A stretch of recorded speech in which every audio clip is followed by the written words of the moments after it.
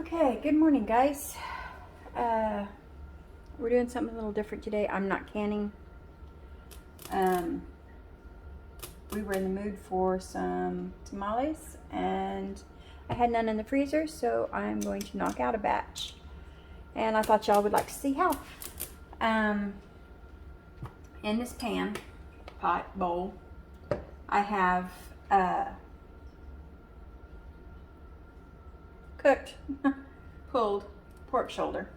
I did this in the crock pot last night. I typically do it in the Instant Pot. It takes about an hour.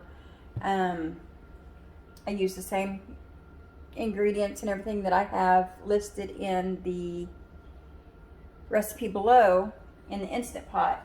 But last night I started it and I put it in the crock pot. And I got up this morning and I cleaned it and pulled it and separated the broth. And we'll get to all that. But start out with, I started out with a 7-pound bone-in roast, and I got the bone out and got all the fat off, and that comes down to about 5 pounds of meat. So, got that, set it aside. I've got my broth. Like I said, I separated out the fat from the top of it. I'll save that for later. But in this pan, I've got the stuff for my red sauce. I've got my 20 anchos, 20 guajillos, 3 anchos, 12, supposed to be 12 tomatillos, but some of these are like massive. So I only used 9. And then I'm going to set them on to boil. And once it comes to a boil, you want to turn it down and let it simmer for about 5 minutes, and then turn the heat off and let it set. Once your tomatillos turn color, you're done. Okay, you want to just get everything rehydrated and get that going so you can start your red sauce. Now, you need your red sauce before you can carry on with anything else, because you put it in your pork and you also put it in your masa. Masa is really, really important, and we'll get to that as our next step. But for this, like I said, that's all of my chilies, and I go to Walmart and I get the Fiesta brand, and that's the guajillos, and I also have some anchos. This will take right out of bag. I think I have 3 left out of my other bag. And then I also get a thing of the corn shucks. And you want to soak these overnight. Start them in hot water and soak them overnight. In the sink is what I normally do. And then I separate them. I rinse them because they've got dirt and silk on them. And then I continue to let them soak for the rest of the night. They're in a pan over there soaking still. And whenever this gets to a boil, we will come back and I will show you what the next step is. Okay, guys. So it's come to a boil. It has simmered for a while. I turned it back up just a little bit, but as you can see, the tomatillos have changed colors. They're starting to get a little bit where they're going to pop. Some of the peelings are coming off, and they've softened. Our peppers have rehydrated and softened, and that's what we want. And you have to be really careful, especially with tomatillos, because if they overcook, then they tend to get bitter. So what we're going to do is we'll switch this over to the blender.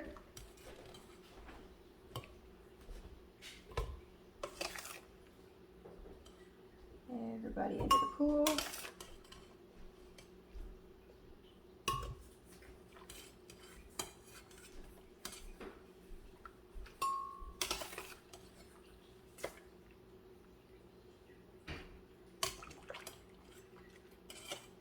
And I put about 4.5 cups of water in here to cover this. And we need about 4 cups of the water for the sauce.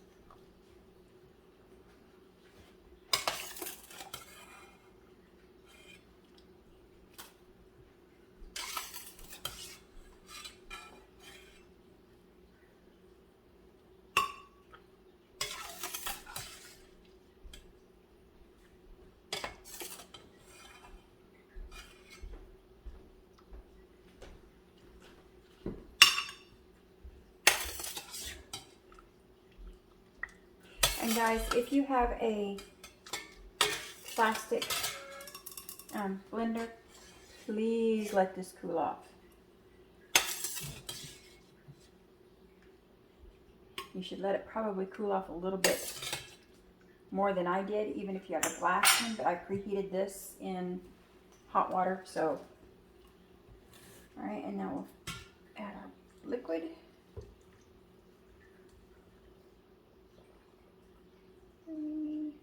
I think. Let's see. Yep, we're at 4 cups. So I will hold on to the rest of that liquid just in case I need it. Let's adjust you. Yep, let's adjust you up here so you can see what I'm doing. Forgive the mess on my counters. It's one of those things. Tamales are not hard to make. They are time consuming, and you use about a bazillion different ingredients and implements. So, a towel for safety. Always put, when you're dealing with hot liquid, put a towel over the top of your blender. Blend this smooth.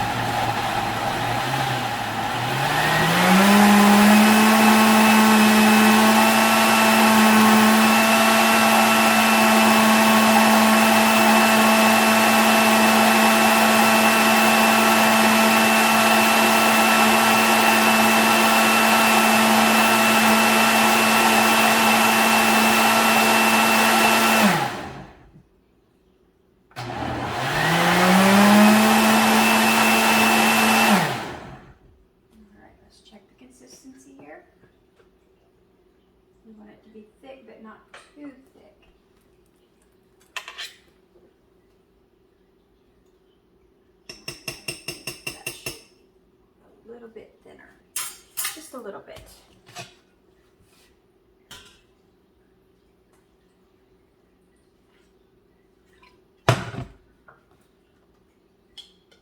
Oh, it smells so good. All right, so once I get this going,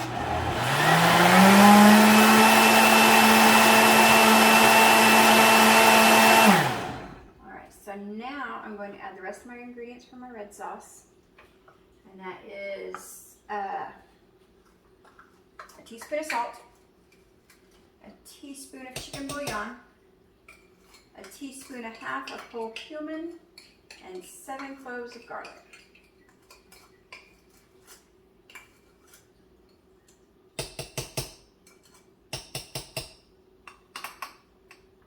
All my chicken bouillon off here.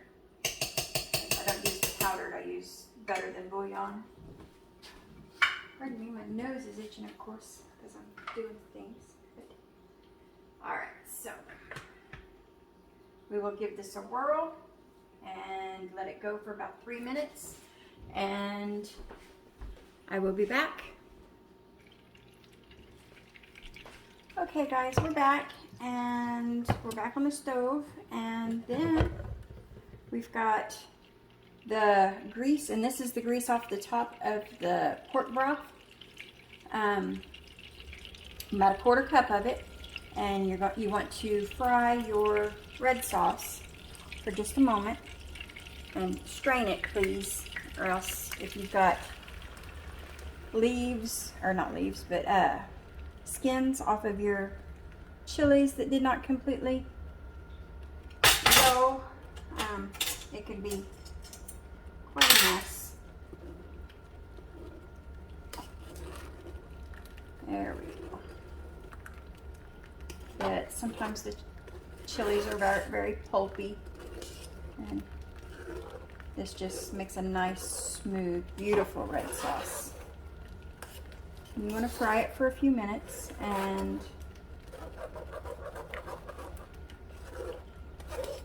get everything the way it should be.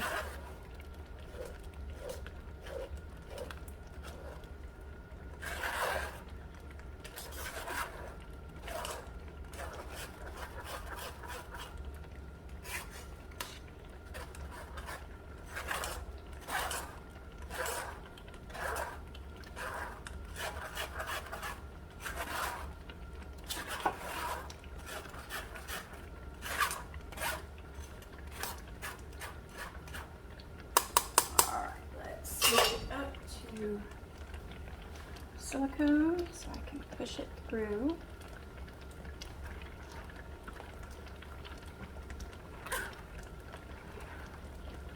And watch out, because I've just got red sauce on my shirt, and I'm going to tell you, anything you get this red sauce on, it will not come out. So don't go using your nice towels and things like that today. And this stuff's splattering all over me.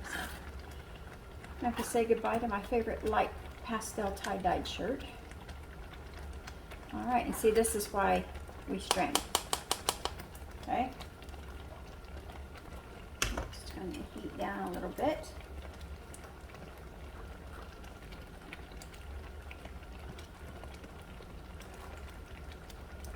All right. Oh, it's still dripping out. Make sure we got it all here, because we don't want to lose any of this yummy goodness, because that's just, you guys have got to try this. I'm not teasing here. It's some of the best.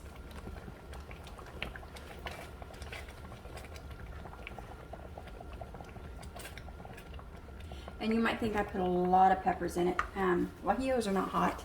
Anchos are not hot, but they have amazing flavor. If you want a little bit of heat, you can add some chili arbol. And they're in the same section. And they're a thinner chili. They're about the size of my finger. They're a little spicier.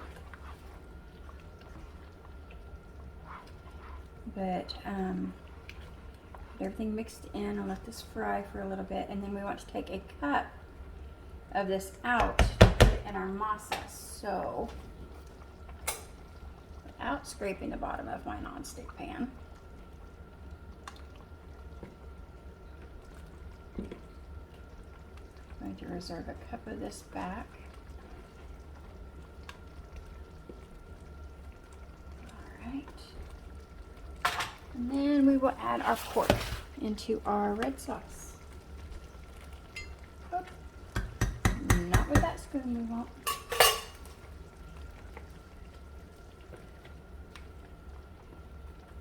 And now is the time that you check for if you have enough salt in it. It was fine for me.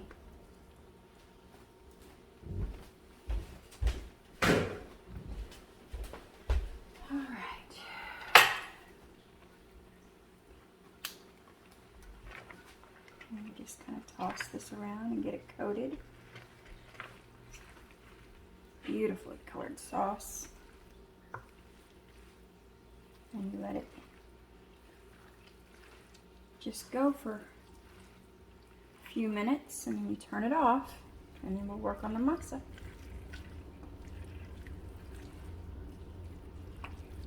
And we will be back when we're ready to start that. Okay guys, we're back. Let's go ahead and turn the heat off of this. It has simmered long enough. It's all coated in that gorgeous red sauce. It's warm. We actually want it to cool off a little bit now. So we're going to take it off the heat, and we're going to start on the masa. So I'm going to move you over here, and you will have to forgive the noise because it will be loud. And let me raise you up a little higher so you can see down in the KitchenAid. Because this is going to be, we'll be over here for a while, but we'll make it quick because I will pause once the important things get done. All right, so in here I've got a cup and a half of lard. You can use shortening, but the flavor will not be the same. So I recommend lard. You can get it at Walmart. It's cheap. Okay, you want to start it on low. Okay. And then you want to whip this for 5 minutes. Okay, we'll be back whenever this gets nice and creamy and it's whipped.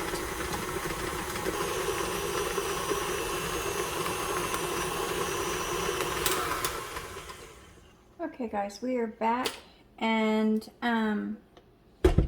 in the middle of this timing, I did go scrape the sides down because you don't want any of the lard or manteca on the sides.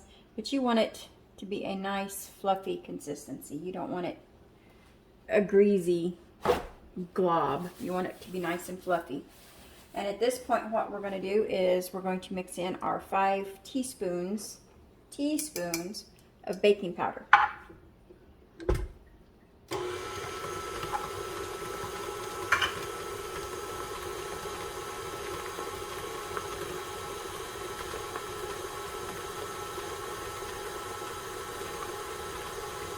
Okay, once that gets mixed in, we will add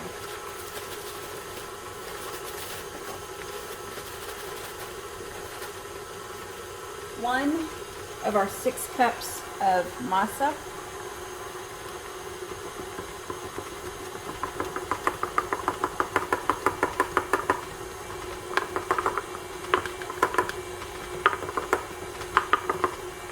I may end up putting my shoe on this just to make it easier to get in there.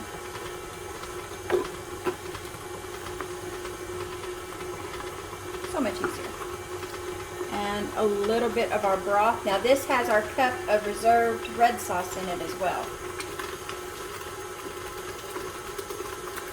All right, and we just go back and forth like this. We'll have 6 cups of broth, or 5 cups of broth, a cup of our red sauce, and 6 cups of masa.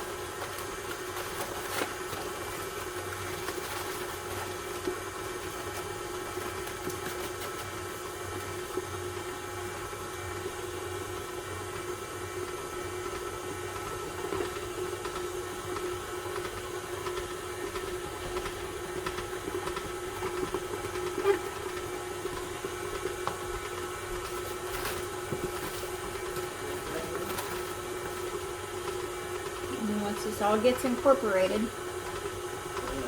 we will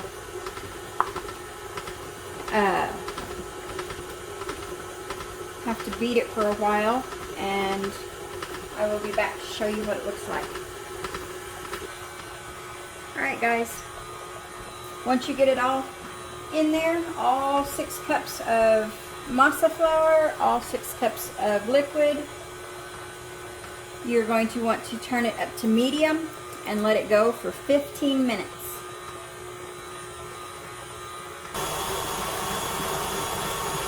Okay guys.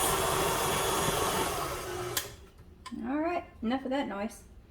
Alright, so we've let it mix, and I'll tell you, you can do this without a stand mixer, but get ready for a chore, because quite honestly, this is the worst part of making tamales, is mixing the masa. And typically, if you try to do it by hand, it'll take you about an hour to get the consistency right. Hand mixer is roughly about 30 minutes. So if you have a stand mixer, use it. So a little trick that I want to show you. To know that you have your masa at the right consistency with enough lard in it and enough moisture, and I'm going to use a spoon because it's getting under my nails and it's just a gross feeling for me. But you take a little ball of your masa, okay, and you take a glass or a jar of cold water and you just drop it in there. And if it floats, it's ready. It's just right. So we will clean this off, and then we will be back to the most time-consuming part of this whole ordeal. All right, guys. So this is the part where, if you have a whole crew, it is great. You just line them up and start an assembly line. But if you're like me, this is the part where you start regretting your choices. And I guess with that, no further ado, here we go. You take your corn husk that you've soaked overnight and got they're not dripping wet anymore. But they have a rough side and a smooth side. Easy to figure out, you just feel it, okay? you lay your smooth side up, and you take a couple of tablespoons of your filling, okay? And you can either use a spatula, a spoon, this little guy. I love this little guy.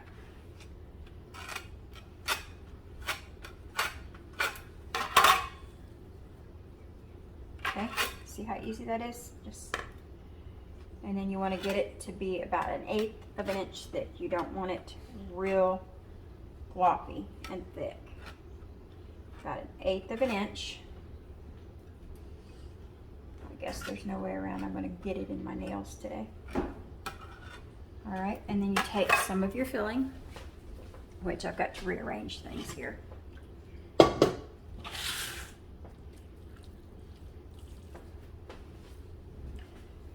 Go around the camera. You take some of your filling, as much as you want, and put it in the middle.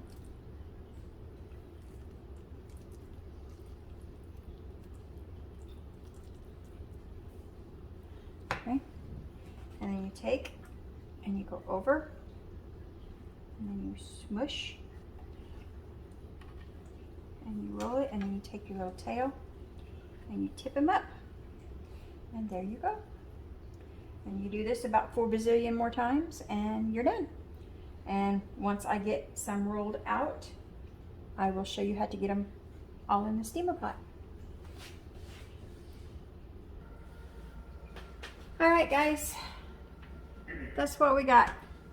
I cannot tell you how many's in there because I actually had some help come in the fourth quarter and saved me from having to do it all by myself. So we split it up and we did it. And what we're doing now is you take your leftover corn husks and you just make a tent over the top of your tamales. I've got about water up to about 1 inch from the bottom of my steamer rack. Okay, and then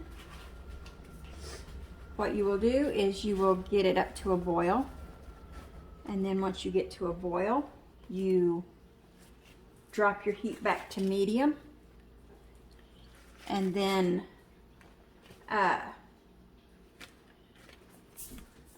you let it go, and it will go for roughly right at 60 minutes to 60 to 90 minutes.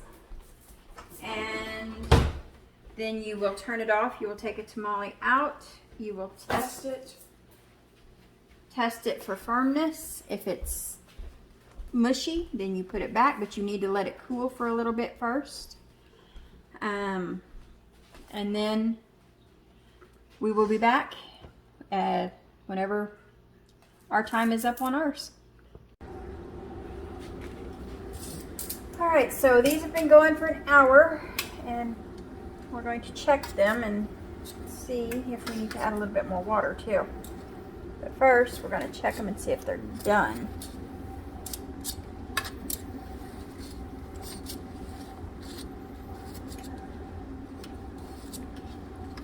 They have to cool slightly because, ouch, watch the steam. I should have got longer tongs. But just in case they're not done, I'm going to add a little bit more water to my pan to go the last 30 minutes if necessary. I'm going to cover all of this back up just in case. We don't want to let all of our steam out.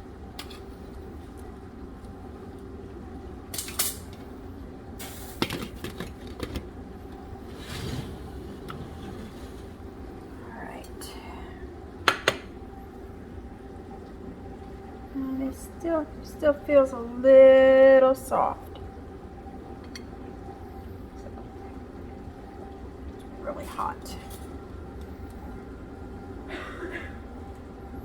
Yeah, see how it's sticking? It needs a little bit longer in there. So we'll roll this guy back up and stick him back in there and let him go for another 30 minutes.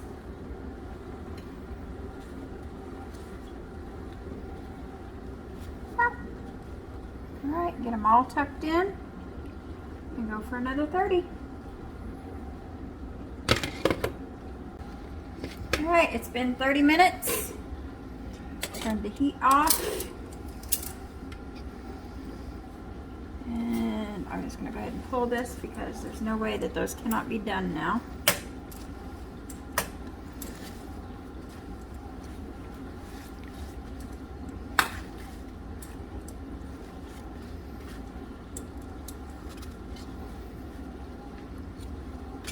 Alright, last couple.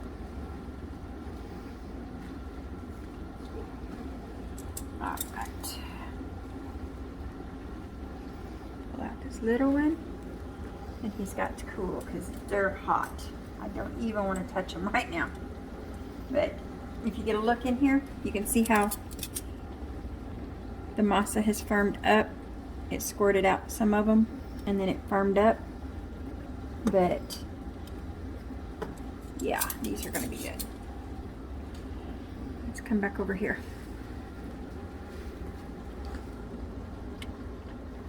But they will finish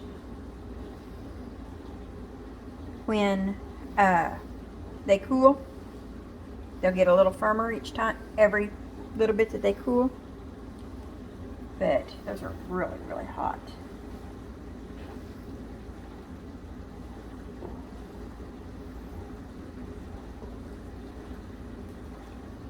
Oh, I should have paused the dishwasher. I'm not worried about it. But see how the masa is coming off the corn husk now?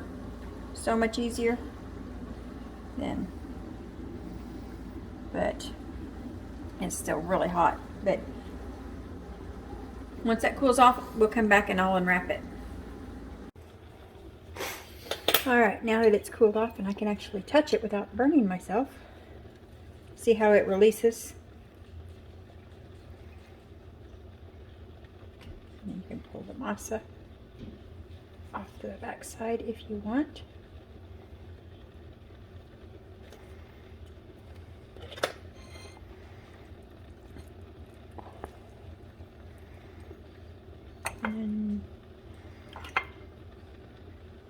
And then I'm going to taste it here.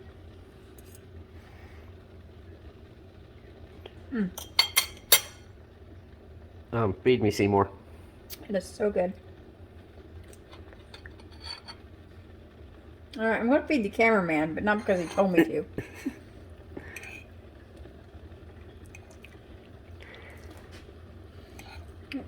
Ready? Yeah.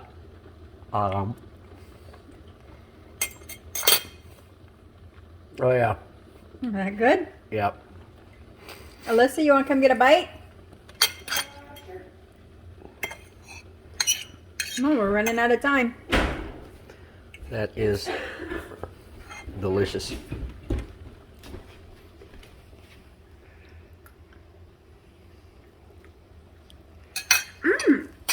That is good. All right, guys. I'll post the recipe down below. Have a good night.